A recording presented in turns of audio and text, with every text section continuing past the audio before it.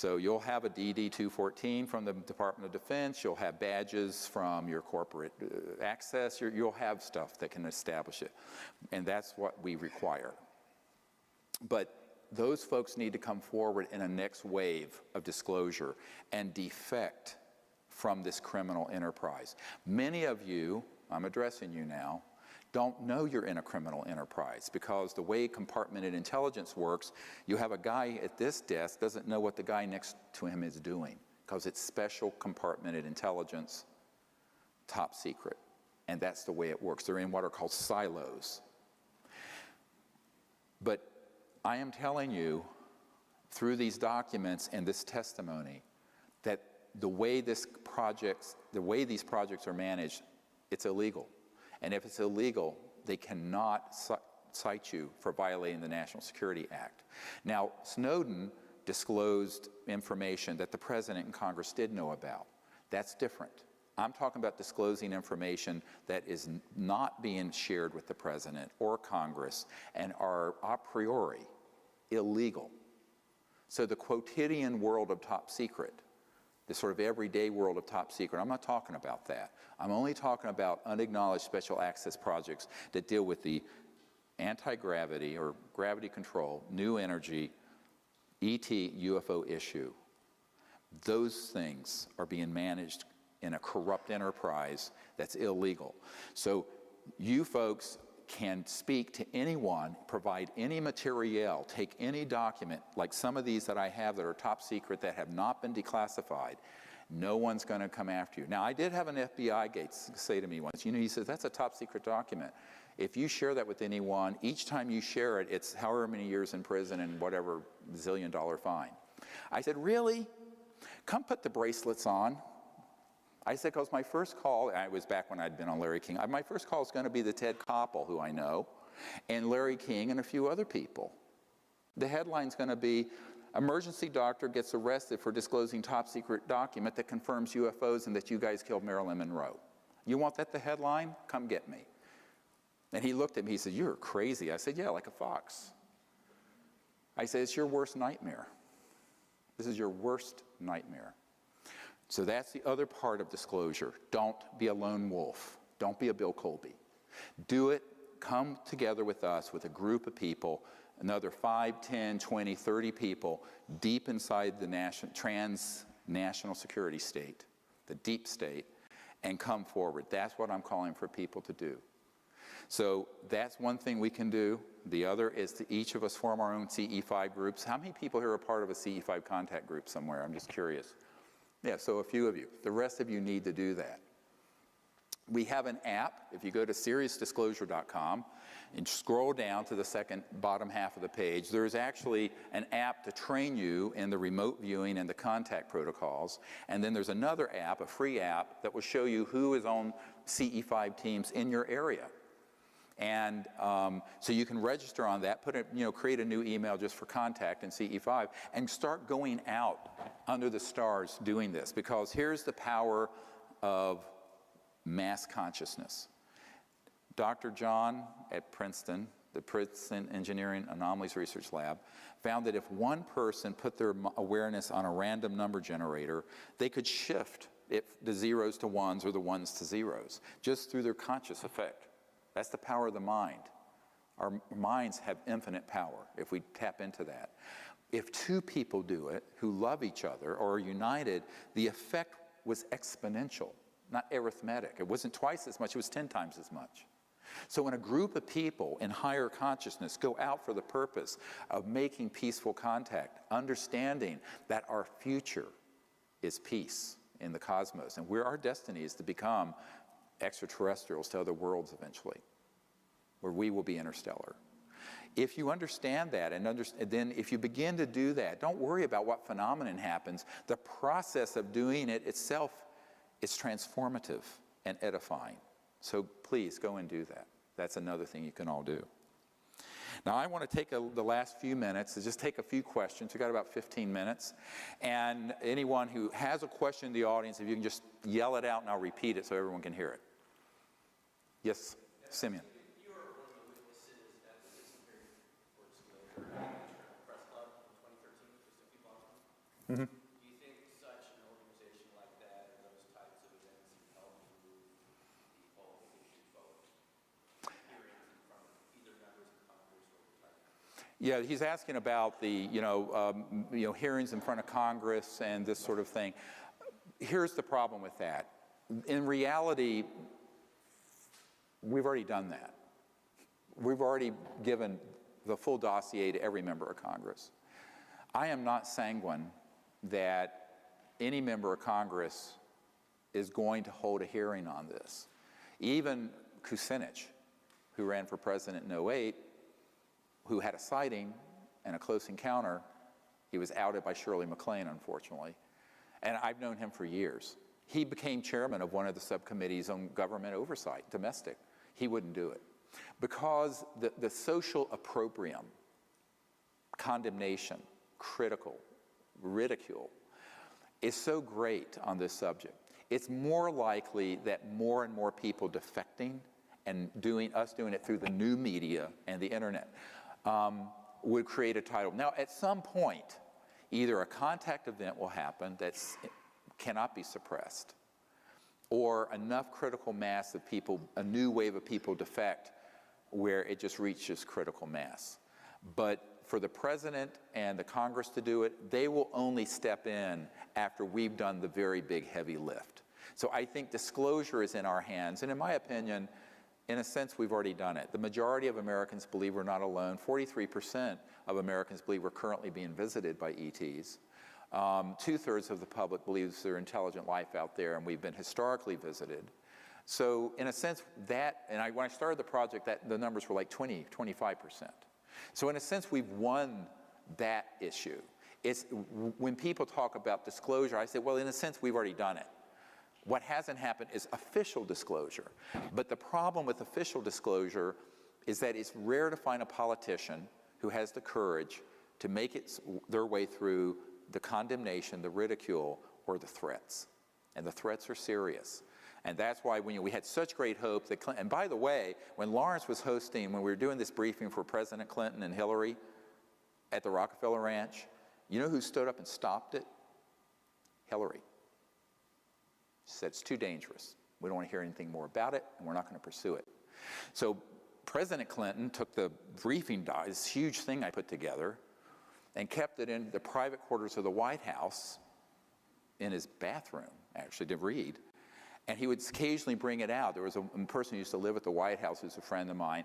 And he says, yeah, he'd bring it out into the living room, and he went through and he'd go, I know all this is true, but they won't tell me a thing, not a goddamn thing. That's what he said. So, I just think that, for the chief executive or the Congress to do it, we're going to have to create events, contact events. And it's harder in America than any other country, because this country is the crown jewel. It's not that Magic doesn't have subsidiaries globally, but this country is the crown jewel of the military, industrial, financial, laboratory, technology complex dealing with this. All other countries are an order of magnitude down in terms of what they have. And so for a president or a congressman to really go full bore at this, let's just say I'm not holding my breath. I'm calling for it. I think it'd be great if it happened.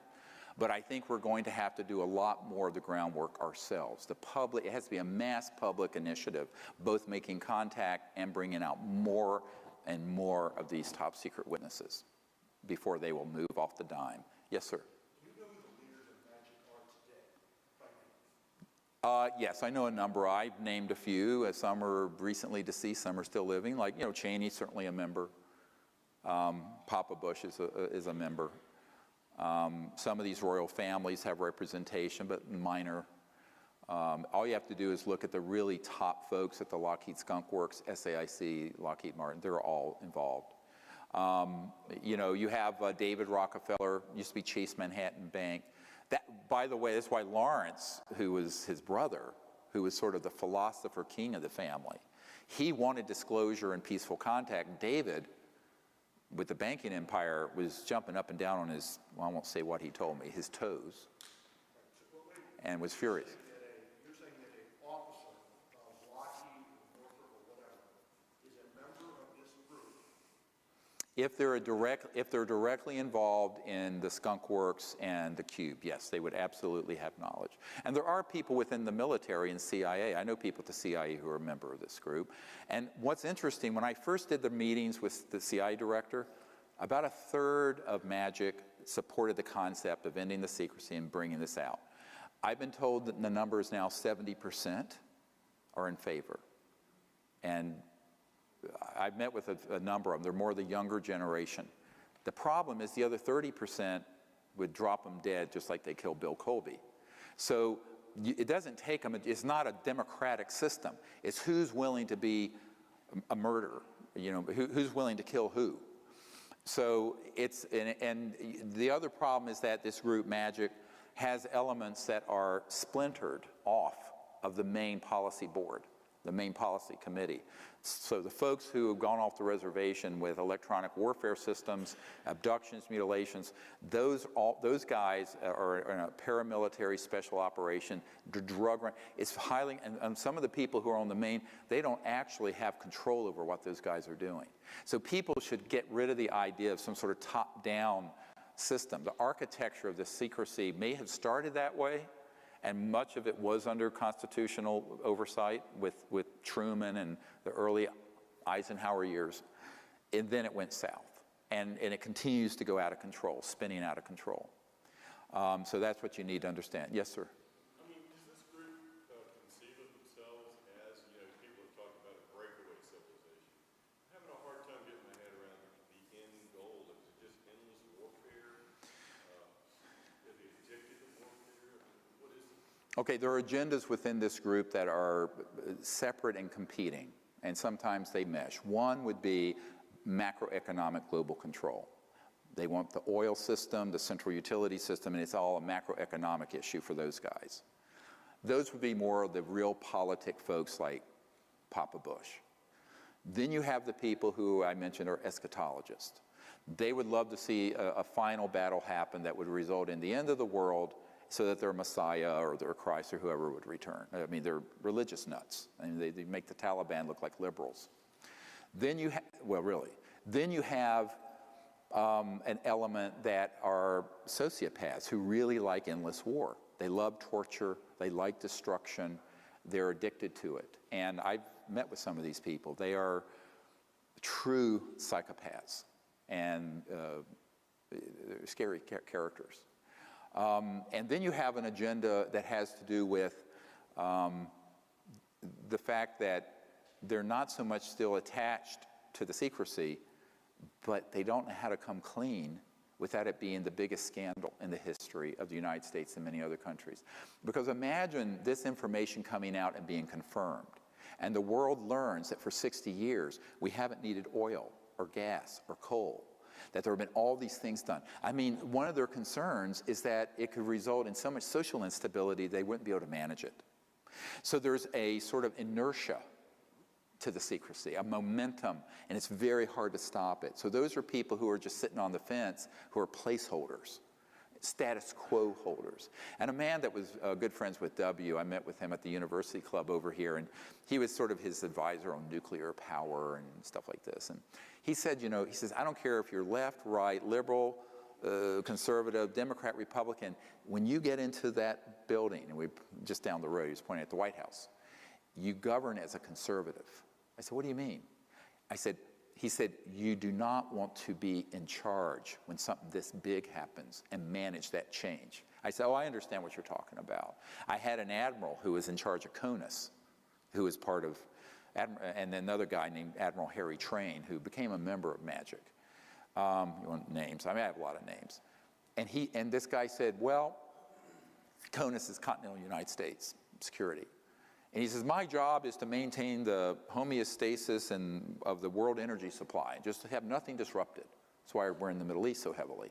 He says, and what you're saying is true, this should never have been kept secret, it should come out, but I just want to retire from this command and go fishing at my ranch out in, I think it was Montana or Wyoming. He says, I just want to get out of this position. So, you know, you have to, you know, live in their shoes for a minute. And I have a lot of compassion for that. A lot of these people have inherited this mess that got started. And this is why Senator Goldwater said to me, He said, you know, it was a goddamn mistake then, and it's a goddamn mistake now that this was ever kept secret. I'm quoting directly. I'm sitting in his living room. And, you know, so there are a lot of people who find themselves as placeholders, and they just don't want to disrupt the status quo. So there are different agendas for the secrecy.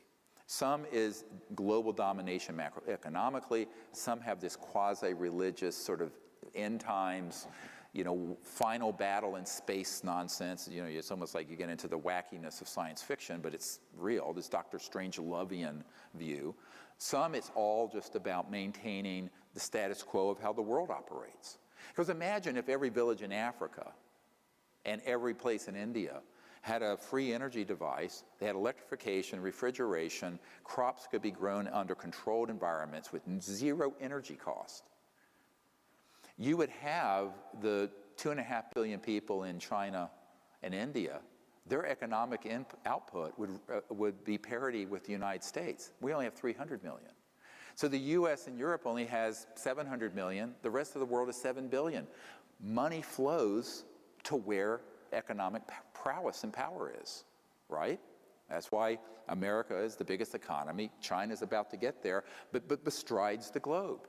But this would change the macroeconomic thing overnight, almost overnight, certainly within a generation, 15 or 20 years. So those are folks who are looking at the reality of that kind of change and go, no, it's too big of a change. Now, that has been going on for 60 years or more. I mean, the secrecy on the energy stuff has been going on for 100. And that's what has led us to the precipice of an environmental meltdown and global injustice. And as more and more people are impoverished and a more and more elite parasitic kleptocracy has the money, this is a prescription for global revolution and upheaval and terrorism. So the more we stay on this path, the harder it's going to be. So even though the change is daunting to take on, it's still the right thing to do. And the longer we put it off, the harder it's going to be. So my advice has been, for 20 years, meeting with people in high places, do it. But it's easier said than done. Another question. Yes, ma'am.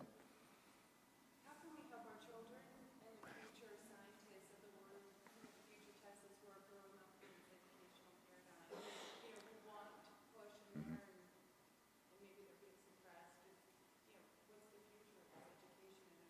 It's a great question. Yeah. How do we help our children and our educational system and get them into this new paradigm? You have to do it yourself. The system will take too long to catch up. It'll eventually get there. So when you start talking about the whole area of consciousness studies, high-tech sciences, you're not going to be able to get that at MIT or in your public schools. But we as parents can provide that information to our children. The other thing is to encourage them to take risks. I mean, now we have bubble kids. You know, everyone's a bubble kid. I mean, I ran all over the city wild. Now, you know, my parents would have been in prison. We don't let children take any risks. But you know what? We become so cowardly and timid that if my parents' generation were like that, we'd all be goose-stepping to Adolf Hitler. So now there's an Adolf Hitler that's this sub rosa, Fourth Reich. And we have to have the courage to stand up to it. Now, there are costs to that. I've paid a very steep price. But I think ultimately, you have to begin to embrace a bigger vision. So I'd say the first thing with our children is that it has to be a vision of being interested in something greater than themselves, or their own aggrandizement, or the next selfie. So it is a spiritual value, where the concern is for the future of our planet, the helping of others, and doing things, even at great risk to yourself, or ridicule and estrangement from your peers, that you're going to do it because it's the right thing to do. Now that's a fundamental spiritual foundation. And based on that, then you can take on the new energy issue or the contact or whatever it is. But so long as you're looking around and concerned what other people are thinking about you, which is how most people are. I'm sort of an outlier that way. I really don't care. From fourth grade, I decided I don't care what anyone thinks of me. but I'm sort of an outlier that way. But I think that's really important, this sort of independent sense of investigating truth and willing to speak the truth and stay on your path, even if there's social condemnation, ridicule, whatever it is. And that's moral character. To me, that's moral character. And that's one of the things that needs to be taught, because just having the information about the technologies or contact isn't enough. There's this deeper moral character that we need to inculcate in our children and in our culture. And I remember being chewed out by one of my ER doctor colleagues because I was late getting in one because a truck flipped over on the mountain. And I stopped because I'm an emergency doctor, and the thing was about to burst into flames, a tanker truck, diesel fuel everywhere, and this guy was in there, and he had a C4-5 fracture. He was numb from the nipples down, and I pulled over and went in there and got him out carefully so there wouldn't be any more damage. Could have killed him, and before the thing blew up. And the guy chewed me out because I was 30 minutes late. I had the highway patrol call. And I said, well, what am I supposed to do? Just drive by and let this man die? He says, yes, because you're late. And this was a fundamentalist Christian. I said, well, you ever heard of the Good Samaritan? It was astonishing to me, this sort of self-absorbed, narcissistic. So I think we have to, don't get me started. I think we have to, really teach our children and those around us by the force of example. Basically, it's a dynamic force of example, that you're willing to do things that aren't always just to your own aggrandizement. And that's important. I think it's really important, by teaching by example. Yes, sir? There's compelling evidence that not just the towers, but the entire World Trade Center complex was destroyed by perhaps a directed energy type of weapon, something that was operated under a technology of molecular dissociation. That seems to be very much related to what you're talking about. Have you looked at that? I have looked at it. I have bigger fish to fry. 9/11 was terrible.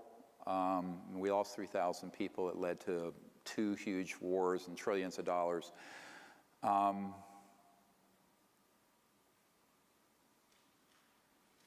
will tell you this. I'm not going to get into specifics. I mentioned a gentleman named Richard Foch, third highest guy, Richard Foch at the Naval Research Labs. He was in meetings with the then Vice President of the United States, Cheney. And he said, absolutely, it was known about in advance, and there was involvement at that level. And he told me, and I have witnesses, multiple witnesses to this, that if he were to speak of this, now he's passed away, that he, his wife, his children, and his grandchildren would all be killed. That's all I'm going to say on the 9/11 issue. But there is a lot to that story. I've never shared publicly what I just said, but the man has passed away. So it's not hard to, and I think most people get into these grand conspiracy theories. Basically, all you have to do is stand down. There's constant threat. There is terrorism out there. And you don't even have to hoax an event in that case. You just have to stand down the systems that would have intercepted it. You understand what I'm saying? So it's like when you're doing a code blue, boom, clear. You say clear before you do the electric shock. So you just clear the system, let it come in and hit. Now, what I think happened on 9/11 is more like what I just described. And I have very good reason to believe that, because someone of that integrity and rank had a front row seat and knew about it. And I've never spoken of this before right now, but I think that it's disturbing. It's enraging, but it's a minor rounding error compared to what's coming if we don't end this cartel's hegemony on the secrecy related to UFOs, ETs, what have you. 9/11 is going to be a very minor blip on the screen. So that's my warning to people. You can take it or not. But I've known what you just asked about since it happened. My whole security team lit up like you wouldn't believe when that happened. Yes, yes, ma'am. I myself have had, I guess, contact with benevolent ETs that They're all benevolent, by the way. like, I would call them angelic if I was to describe it, like not physical, like they are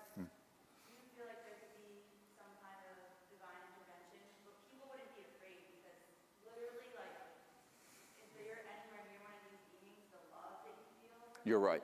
Yeah. Yeah, I would say any interstellar civilization has achieved a level of consciousness, even when they're fully in the physical form, to be at that level of feeling. Those are the contact experiences I've had.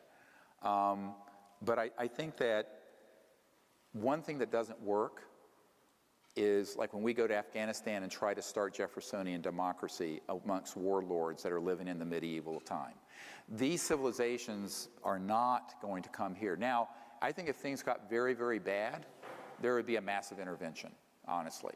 But I think let's avoid that. Let's not just sit on our hands and let things collapse. Let's actually take the world where it is and turn it and put it on the path of our dreams. Let's dream a beautiful future and create that future. And if we do that, there's going to be help in many dimensions, spiritual, extraterrestrial, and human, that will come into play. But we have to do it, and I really think those of us who have this information are the ones who are responsible for achieving it. We're out of time. Thank you very much for coming. I appreciate you. God bless you all.